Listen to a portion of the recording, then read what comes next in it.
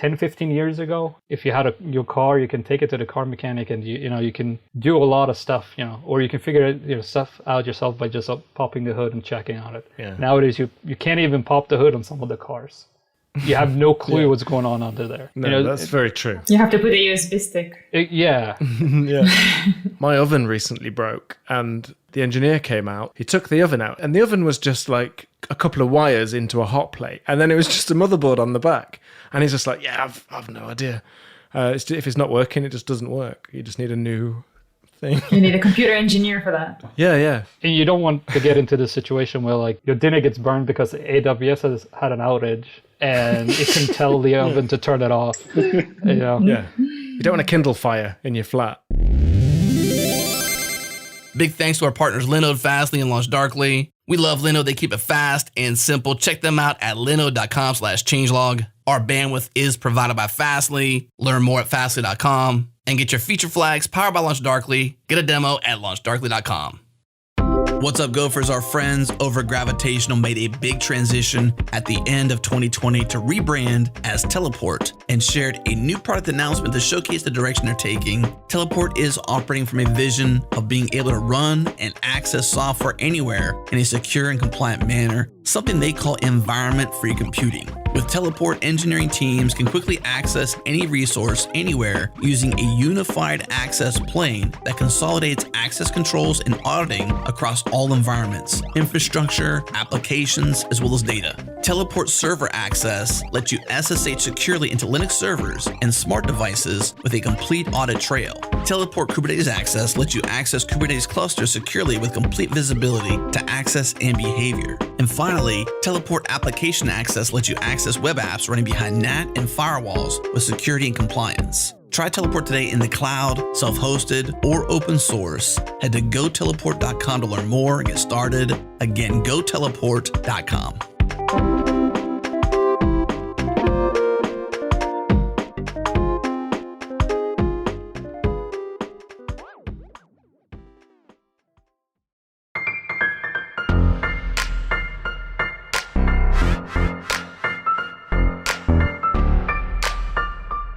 Let's do it. It's go time.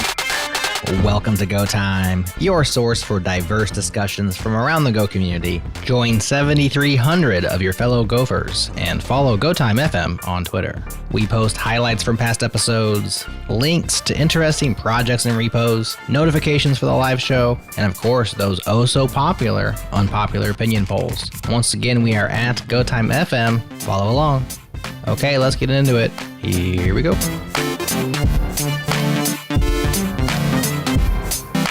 Hello, welcome to Go Time. I'm Matt Ryer, and this is GopherCon EU Live. We are broadcasting live from the conference. Internet.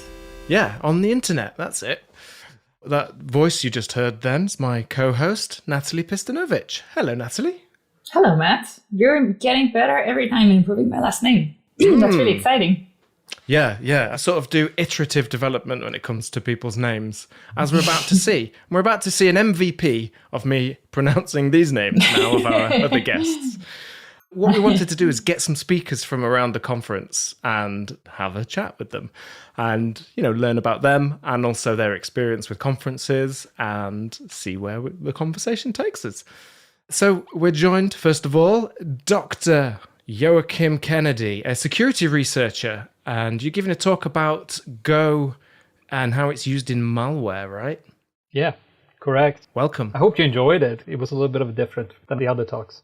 It was very good. And the talk will be available on YouTube in the future. So if you do some searching, you'll find it. It is very interesting. Anytime you see Go used kind of in different and interesting ways, it does get amazing. We're joined also, don't worry, you don't just have to tolerate me and Natalie. We're also joined by Preslav Rachev. Hello, Preslav. Hello. You spoke about digital artwork, right? Yeah, that's correct. Yeah, and genuinely, like some of the images that you created with your code looked amazing, like really beautiful imagery. So I really do recommend people check out that talk. I think you'll enjoy it. How did you find it, Preslav? How was the talk for you? The talk was quite enjoyable since it's something that I do out of passion. It was genuinely quite nice to talk about the subject. Yeah, it was so good. I do recommend it. It's very visual, so you do want to watch the video on that one. Here's a fun fact about Preslav, just before we jump to Mathilde. Yeah. When we saw the art of Preslav, we actually asked if we can use it for our selfie booth. So 2 of the backgrounds that attendees were playing with, all the colorful things with geometrical shapes, it was actually created by Preslav. So thank you so much for contributing art into the conference. That's really fun. Yeah, that is cool. And it was written in Go.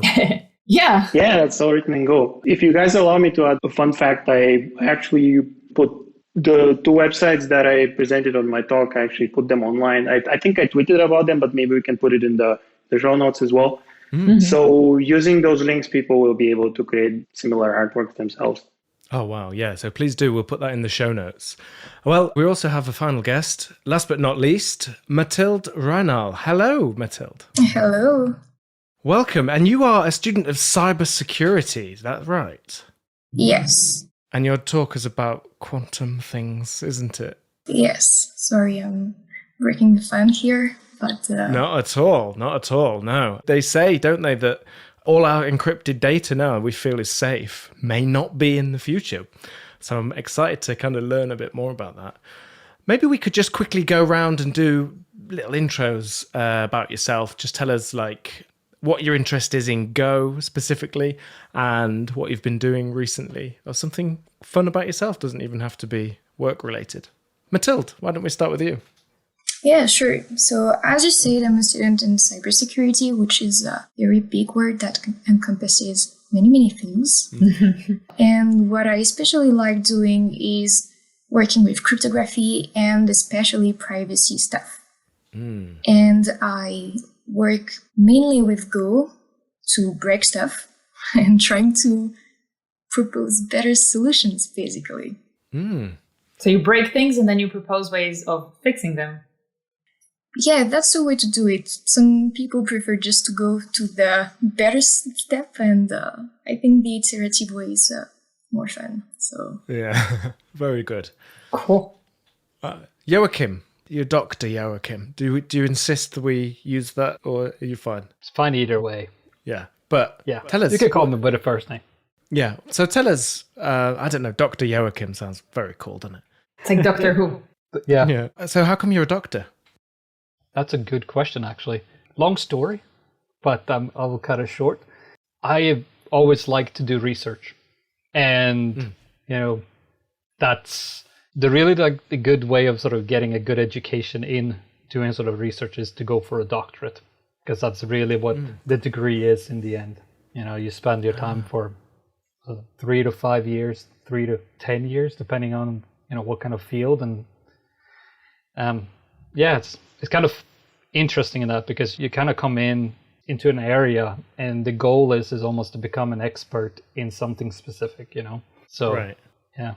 Well, and again, interest in security and yeah. in particularly the sort of malware talk is kind of amazing to see how people are using Go. I mean, Go is good for, it has good concurrency. It's quite stable. You just a single binary that you have to ship. There's lots of nice properties about Go that we get to use.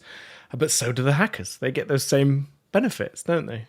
Yeah. Yeah, and there's a lot to it that sort of, because the binary is very different than what we expect from a malware. Usually they're very, very small, so a lot of antivirus sort of engines, they didn't used to, if they come across a file and it's, 10 megabytes, they skip it because the likelihood that it was a malware is pretty low, and the performance of scanning it, because they'll do on the fly when you double click something, you don't want the computer to sit for half a second or 2 seconds while it scans it. So they kind of check the size and stuff like that. So that kind of, one of the sort of ways it was getting around, not just sort of a lot of the functionality, but it's also the inner workings of what actually is in there is also causing some problems. So that's it's kind of fun. Yeah, you see kind of people use Go to kind of encapsulate well-known malwares that's been out there for years, 5-10 years, that everything detects, and you put it into a Go binary as a embedded resource. and suddenly like no one detects it. Oh no. Yeah. Wow. Oh, it's exciting. I'm still like, I used to like watch hacker movies and stuff, and I'm basically the same person as I was then. That was years ago. So how long have you been doing Go? How long have you been interested in Go? I think it started coding in it about 5 to 6 years ago, something like that. So yeah, it's been quite a while, but it's always been sort of like a side project hobby, sort of maintain a couple of projects around it. And then it kind of, as that activity sort of started, it started to bleed into the sort of like the professional side where like those two things kind of collided. And the interesting thing was when I started to look under the hood, sort of looking actually at the disassembly or looking at the assembly produced, I felt like my coding got better because now I understood better of what actually was happening, It's like you realize the difference between like, well, if I pass this data in as a slice of bytes or should I pass it in as a string, and you kind of, the difference in just the size for the function arguments and things like that. Yeah. Yeah. That's very cool. Tiny little differences. Yeah, and Mathilde, speaking of like security, I know that like our cryptography at the moment is kind of pretty safe, right? But that might not be true in the future, right? Exactly, you summed it up pretty much. So, I mean, let's face it, like changing cryptography and changing what we're using, it takes so much time. I mean, I don't know if you know, but like GitHub and I think mainly Git is still using SHA-1, which we know is broken, I think, for like 10 years or so. So cryptographers are not known to be like the fastest people. So it's important to really think ahead and be prepared when the real threat will be here. So that's the whole point of really studying it now. Yeah. And it's the point that the quantum computers will essentially very easily be able to just kind of brute force the encryption. Is that the problem? Mm-hmm. Well, the thing is, like, there are many questions that need to be asked. It's like, how much will it cost? Will it actually be as efficient in practice as what we'd expect? And so on and so on. Because the thing is, like, quantum computers, they're believed to be super useful in many things, like modeling, pharmaceuticals. But if they appear not to be, then potentially people will stop putting money into it. So the threat will just simply be gone. It's really just like suppositions. So, but if indeed quantum computers are scalable, let's say, and accessible, then yeah, WhatsApp, messages are read, but they will be read by anyone basically at that point. Yeah. Will it be also messages from now that you will be able to read in the future, or is it only in the future? Should we stop using all the internet? No, but when you think about it, like 20 years ago, we were using cryptography that is broken now. I would say the things that we should care about is like, is it worth storing all of the messages that are being sent around like today in order for someone to break them in like 50 years? I mean, it's not really. Ask the messaging companies. Yeah. Yeah, I know. It is amazing. That blows my mind, that stuff, for sure. What's your talk called if people want to search and find it in the future? It's called, Taking the Quantum Leap with Go. That's a great title. I love Quantum Leap, the TV show. Is that a reference to that, or is it an actual quantum leap? It wasn't my choice. You have to ask my supervisor about that. Okay, well. But yeah, that's good. It's a TV show about a man that was able to go into and become other people through history, only within his lifetime. It's not it's not like crazy beyond the realms of possibility. And, and then he'd just try and make things a bit better. Preslav, can you tell us a bit about your background and also what you're kind of recently, what you've been focused on? I tend to call myself a wearer of many hats because although I'm a software engineer by sort of many years of living and breathing in the industry, I also like challenges of different sorts. Like before the pandemic, when there were actual runs, I would go and participate in long distance running challenges. I also play various instruments. I started playing the guitar as a teenager, then I switched to a bass and been constantly looking for a band. I saw you, Matt, are quite into playing. Yeah, we could do a band. There's just latency, but maybe that's what the band could be called. And everything's slightly out of time. Bandwidth issues. The latencies, exactly. And so the most recent challenge beyond my talk on algorithmic art was actually moving a little bit outside of the industry as sort of engineer employee and jumping into the, to me at least, waters of being an entrepreneur, being a boss of my own. So that's quite a challenge, but that actually no small part Go is in a way to blame for this, because it was something that changed my path. And, I'm happy to report that so far for the few months that I've been taking this path, I've been challenging the status quo and using the language in ways in which I wouldn't say it wasn't meant to solve. Actually, it was meant to solve them, but other things prevailed. Been using the language mainly in situations where you would see others using something like Rails, Ruby on Rails, or say, I don't know, Python or something a little bit more dynamic. And I'm trying to challenge the status quo that, no, actually the language is pretty good for that. It's also pretty good for small teams as building small applications for 5 people, just as it's good for, building Kubernetes or, something that powers like gazillion servers. Yeah, no, absolutely. Well, your talk, you really did demonstrate that. I mean, I've never seen Go used to generate something that looked that interesting and that kind of beautiful. Obviously, this is a podcast, so, we can't really rub it in too much, but I do recommend check it out, because you just won't believe some of the imagery that was created and how, So that is really fun. What gave you the idea for that? Just to reiterate on your point, and the amazing bit there, as I mentioned in my talk as well, is not the complexity of the code itself. Actually, if you look at most of I still call them sketches because of my processing background. I started using this language that was meant specifically for this kind of algorithmic art. And most of the works there were called sketches. So I still refer to my stuff as sketches. So most of my things say there are about a couple hundred lines of code. And, I'd usually just put them together, and there's not a lot of complexity in it, as in patterns, and here something happens and, you pass the code through 5 channels and I don't know what else. It's usually pretty brute force, but that's kind of the beauty of it, because if you let it run for a lot of iterations, usually like 5, 10, 20,000, these tiny bits of changes on every iteration, they grow. You can visually see it. I'm looking forward to having the actual video from the talk, because there was this one slide where you would actually see it. Yeah.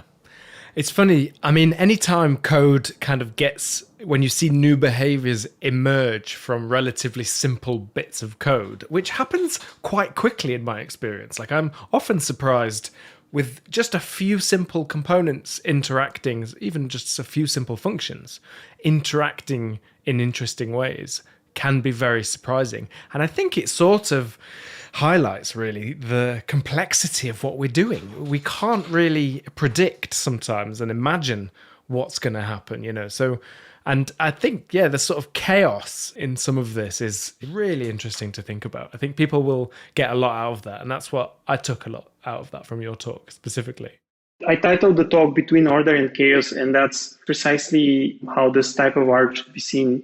It's the right balance of how much you're putting into it and how much of sort of randomness and, chaos you're adding to the mix that actually produces this beauty. You can't, if you just enforce the rules too strictly, then it becomes, you can actually see that it was man-made, and, you need a little bit of randomness to that. I think there's a great lesson in that. It's almost like a philosophical point there that, if you have structure too much and things, sometimes a bit of randomness is just what you need.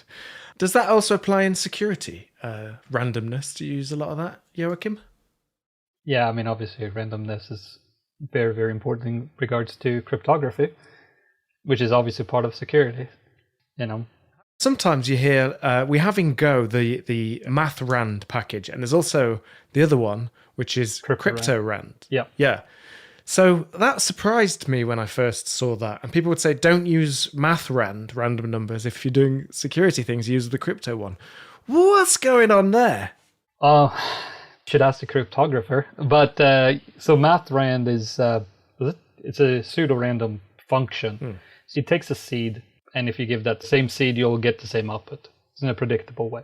Right. That can be useful for testing, can't it? Where Yeah. you have some random element in your code, but Yeah. you want predictable output so you can make assertions about it. Yeah. Although Roberto Clapis, one of the security engineers on the Go team, his counterpoint to that is that actually, if you've got randomness in your program, then you should have that randomness in your tests as well. Yeah. Because then it's more real. Kind of interesting take. The way I can see the potential be useful is if you're launching different tests and it's failing, and if you're using the same seed, you'll get the same order because it could be some state that's stored between tests or something like that, and it only happens in a certain order. So that could be good with maybe like a predictable randomness. Normally it's random. Yeah. Still find ransomware though that still use math random and just seed it with the current timestamp. So Yeah, I mean that's what I do, but I don't not for security. I use it, if I'm doing something fun with it. Mathilde, why is it different though? The crypto, literally, like, what's the difference? I mean, they're both pseudo-random, aren't they? Because it's impossible for a computer, isn't it? Computer doesn't have like a random chip in it that can do random, do they? No, and it's a shame. And actually, it's a very funny story because when I learned Go, it was a project about randomness, how to produce randomness. So that's why I'm smiling when we're talking about that.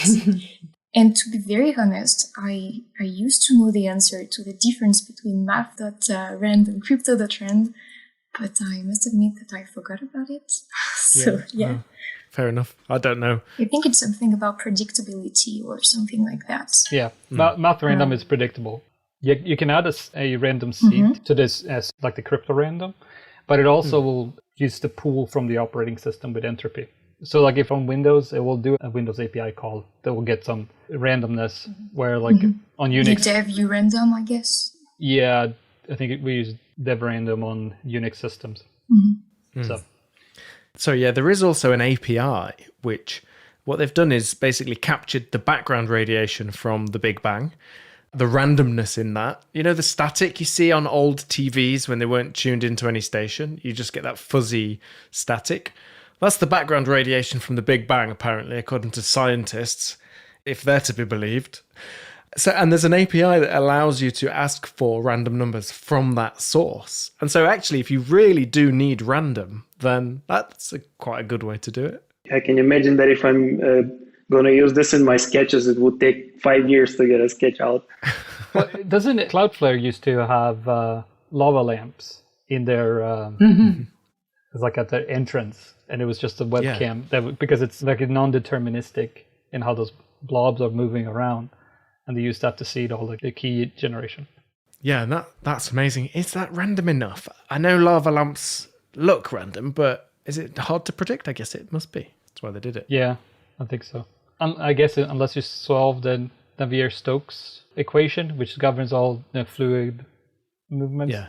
But then also that's what you've got to do, isn't it? Yeah, but then you can also claim like the $1 million or something like that prize. It's part of like one Nobel of those Prize. Yeah. Or you could just turn the heating up in that room so that temperature is just really hot. Yeah. And then, but I suppose they've controlled their temperature at Cloudflare. Don't want to get into any legal battle. I'm sure they control the temperature of the lava lamps that they use for randomness. That is really cool though, isn't it? How fun. And to see that when you walk into their office, to see all those lava lamps stacked up, it is really fun.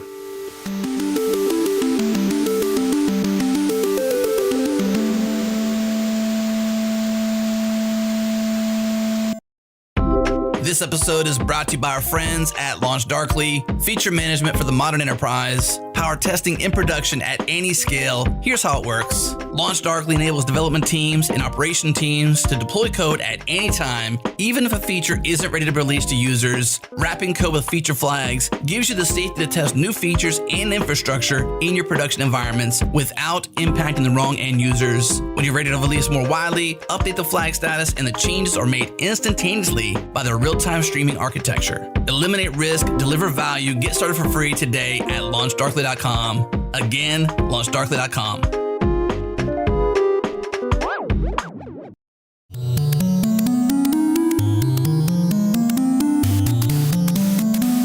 So I was interested in maybe we could go around and just find out something you like about Go and something you don't like about it. There are pros and cons, of course. There are lots of trade-offs, but just specifically and personally from your point of view, Preslav, maybe you could tell us, is there something you like and something you don't like? That's a good question. Asking a person who's been writing Java for most of his career. You love it all, don't you?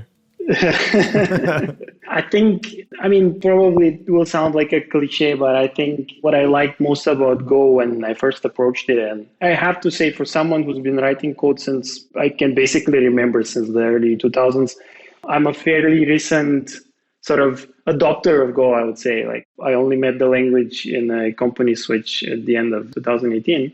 But what I love about the language is this sort of what everybody says about it, this sort of simplicity, there's usually one way to do things and you don't have all of these abstractions flying around. And, it was sort of the best thing that happened to me in sort of retrospect. But at the beginning, you can imagine me coming from this sort of J2EE sort of certifications, and if it ain't like a factory builder, I don't know, you name the end of the pattern kind of thing, it's not authentic.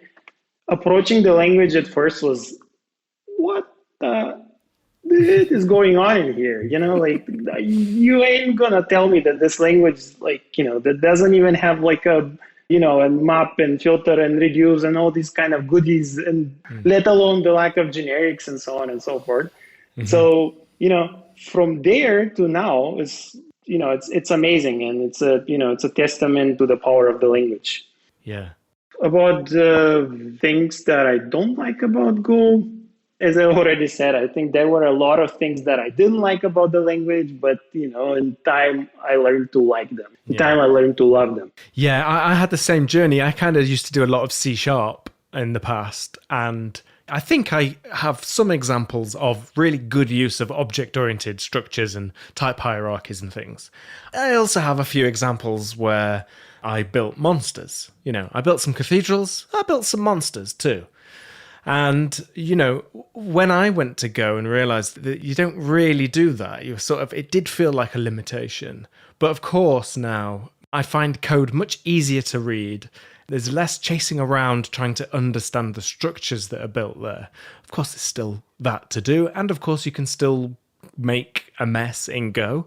And I'm sure I do sometimes. But yes, I agree. I like that it has fewer language features. You're left building things with those more primitive features.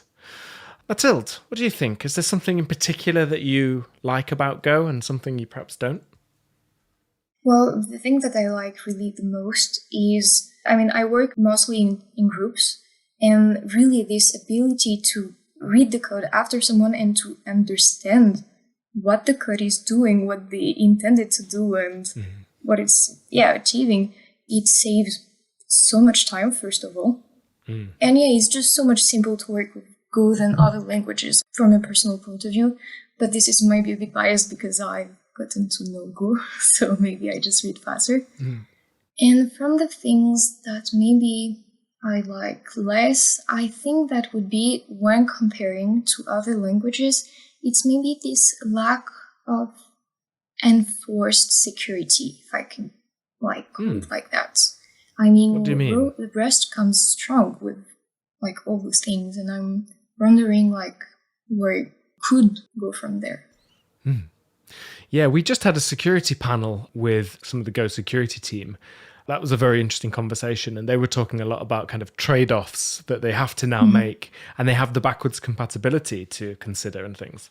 So, yeah, it's a kind of interesting problem. What about something you don't like as much then in Go?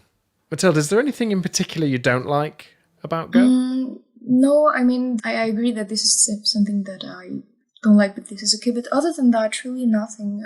I see. Sorry. To my mind. Gotcha. I have to say, to your point of Go being so well read, I recently find myself reading lots of code in other languages. And I just come with this expectation of just easily reading and understanding even different people and different company cultures and stuff. And it spoils you a little bit, right? And it's true. It can be that this is because you've been doing Go for long enough, but it's probably just because the language is so well read and some other languages are not putting enough stress on that. So it's definitely puts you in a spoiled position. Yeah, the GoFumped also, the formatting the code all in the same way really helps. It has the effect, sometimes genuinely, I've gone to a repo, looked in the code and felt like I'd written it. That's how familiar it felt. And it's really quite a strange feeling. But yeah, I think the impact of that is that it has a great effect. And I agree, I don't think other people pay as much attention. You know, for example, everyone has linters, but they're all very configurable because people have different tastes. So you end up with different rules. It's kind of, you have to learn when you join a project. There is a learning curve to get into that project. And that learning curve is a little not as steep, I think, with Go. So you're all speakers at GopherCon EU 2021. What made you want to submit? Like, what was the driving force behind that decision?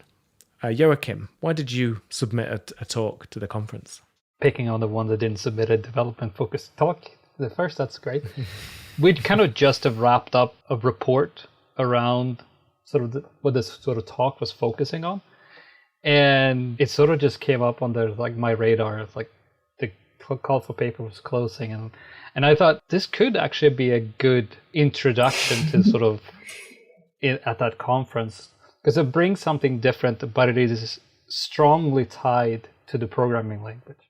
So both a little bit of a challenge to myself and then also sort of an introduction to the audience that would attend it, sort of shifting of how it would be presented instead of moving it and talking to, you know, my peers that are well versed in sort of how malware function and things like that, to people that are fully aware of the language and its capability, to how that is being utilized in the field.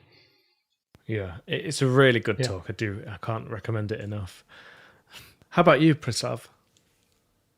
Well, yeah, for me, it's been kind of twofold. I mean, obviously, there's the kind of selfish aspect to it, being a part of the community and, you know, being able to exchange ideas and, you know, just generally. That's not selfish. Well, I mean, people can think about it from the point of view of this guy who recently jumped into independence and, you know, like trying to build a network, which is always there. I mean, it's always one of the aspects of making a talk and participating in a conference.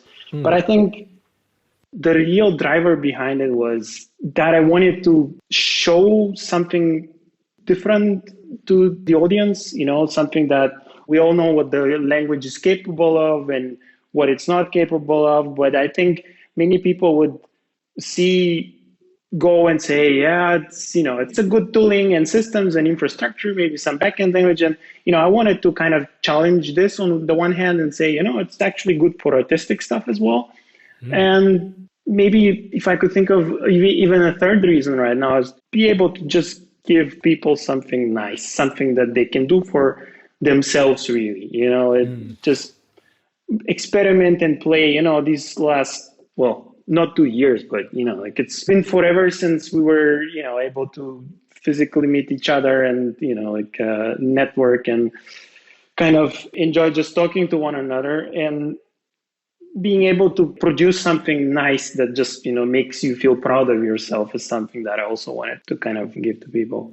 Oh, that's great. I think they're completely noble reasons. And yeah, you know, you seemed a bit reluctant to talk about the kind of profile thing and networking and that effect that happens. But that is a real effect, of course. So that's why we always like to encourage new people to come and speak.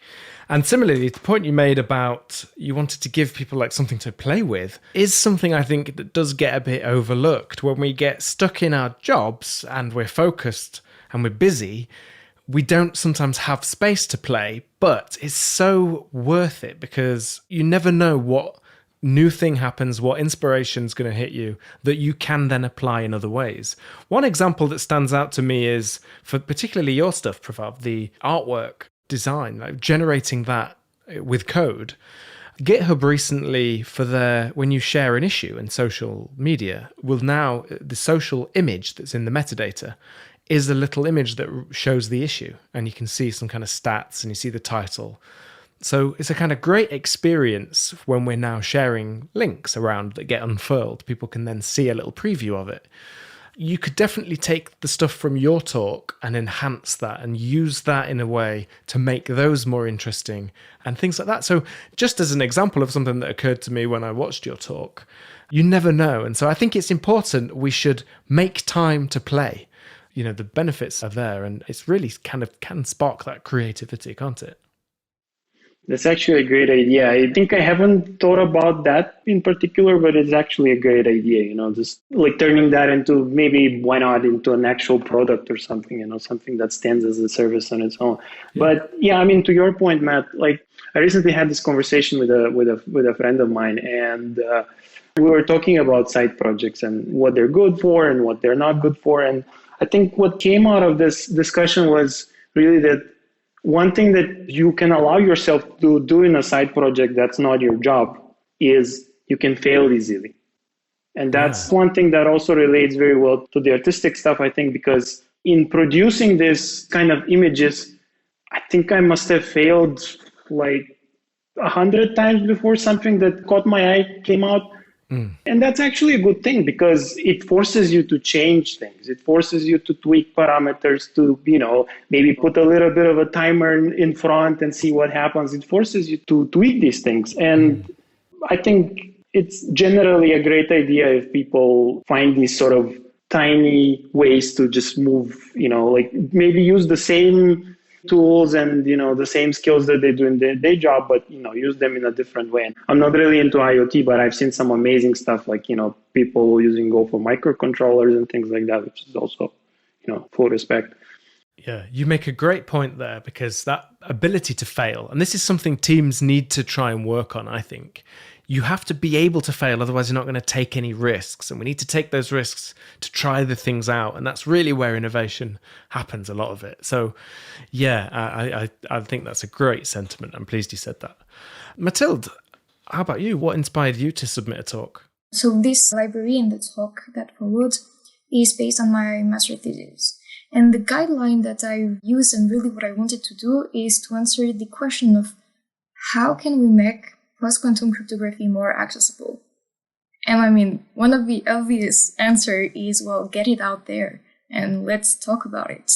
So yeah, that's like really cool opportunity to be able to present it at GopherCon, that's for sure. Well, it's such an interesting subject. I mean, are we talking about, is there going to be like a Go package that has an interface as though it is quantum enabled? Is that possible?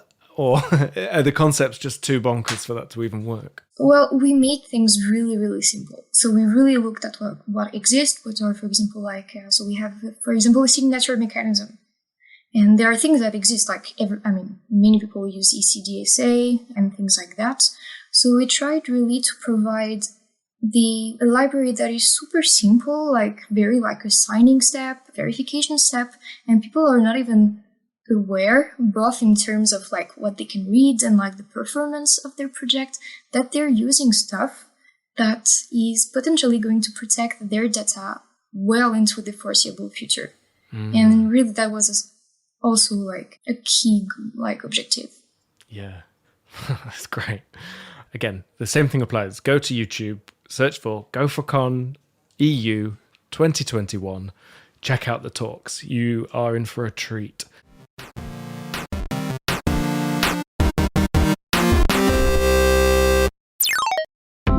This episode is brought to you by our friends at Cockroach Labs, the makers of CockroachDB, the most highly evolved database on the planet. With CockroachDB, you can scale fast, survive anything, and thrive everywhere. It's open source, Postgres wire compatible, and Kubernetes friendly, which means you can launch and run it anywhere. For those who need more, you can build and scale fast with Cockroach Cloud, which is CockroachDB hosted as a service. It's the simplest way to deploy CockroachDB and is available instantly on AWS and Google Cloud. With Cockroach Cloud, a team of world-class SREs maintains and manages your database infrastructure so you can focus less on ops and more on code. Get started for free with a 30-day free trial or try their new forever free tier that's super generous. Head to cockroachlabs.com/changelog to learn more. Again, cockroachlabs.com/changelog.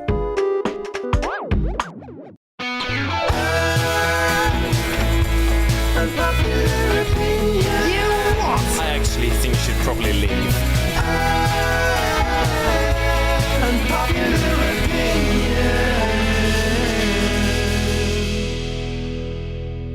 So, who has an unpopular opinion for us today? So I was gonna go for like pineapple on pizza, and then I realized that like I'm a student and I have to be like more serious.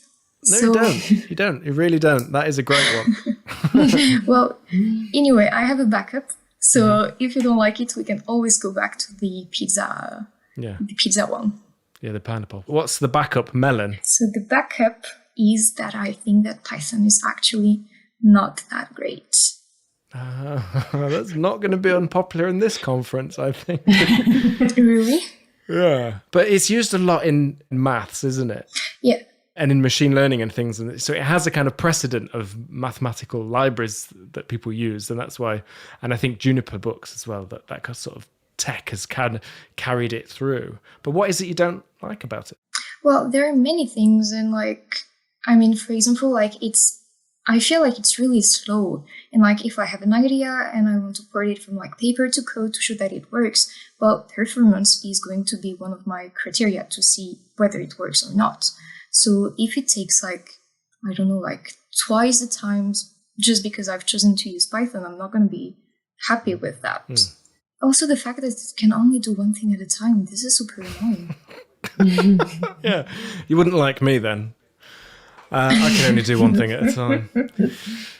Brilliant. Let's find out. Joachim, pineapple on pizza? Yes or no? Prefer not to answer. Don't want to sway it in any direction. Oh, really? Maybe.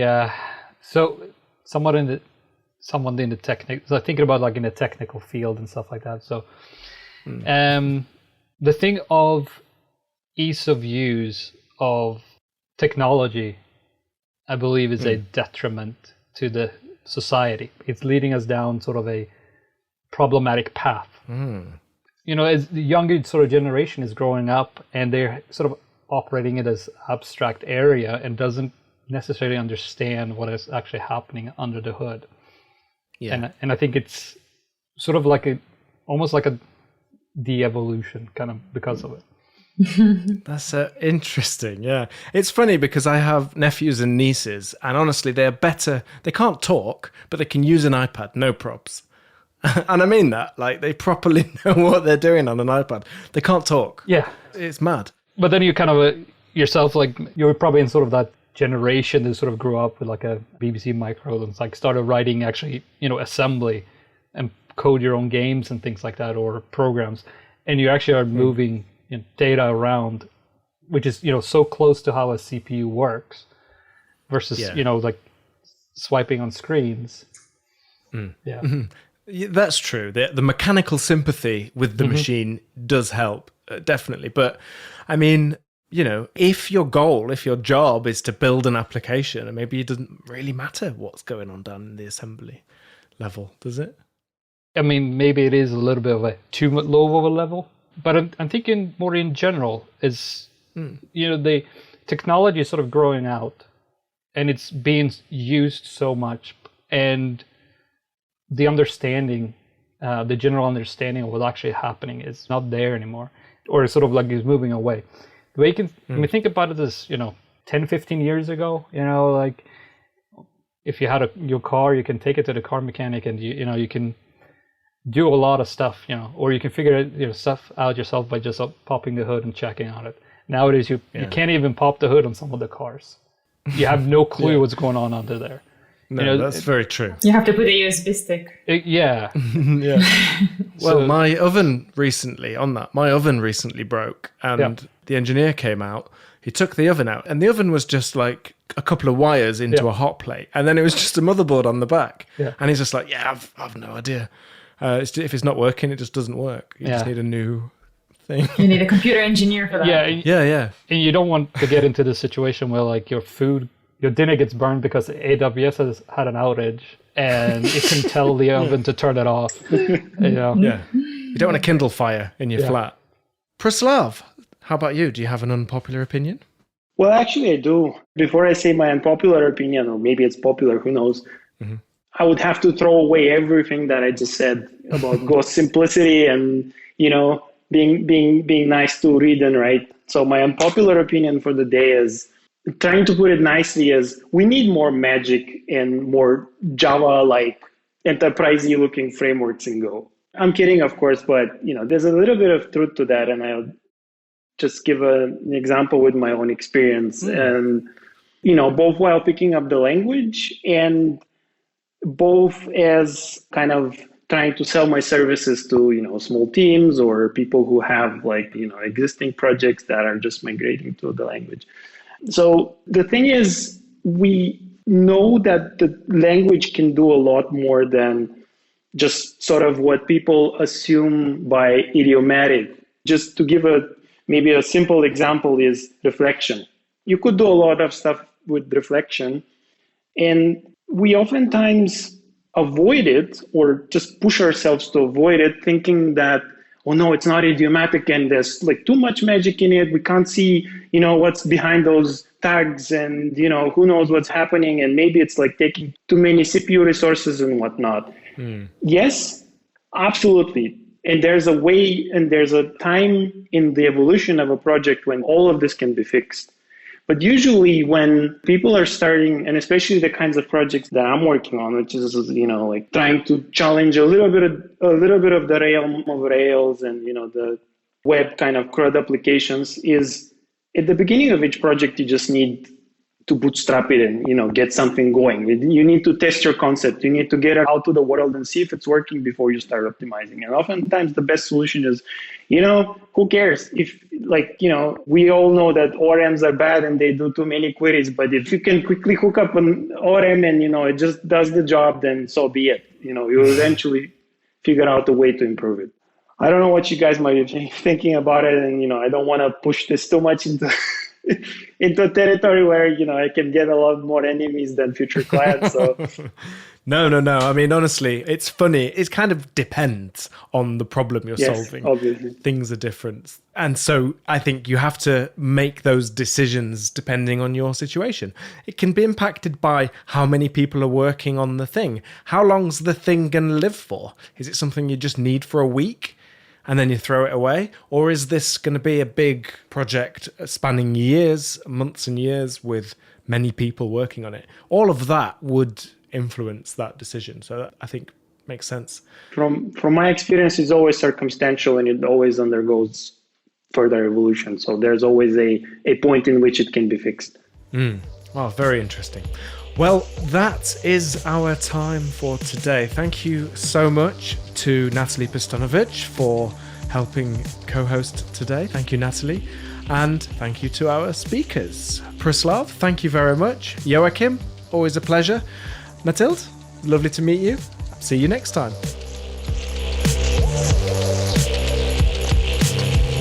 Thanks for listening to this episode of GoTime. If this is your first time with us, subscribe now at gotime.fm or in your favorite podcast app. Just search for GoTime. You'll find us.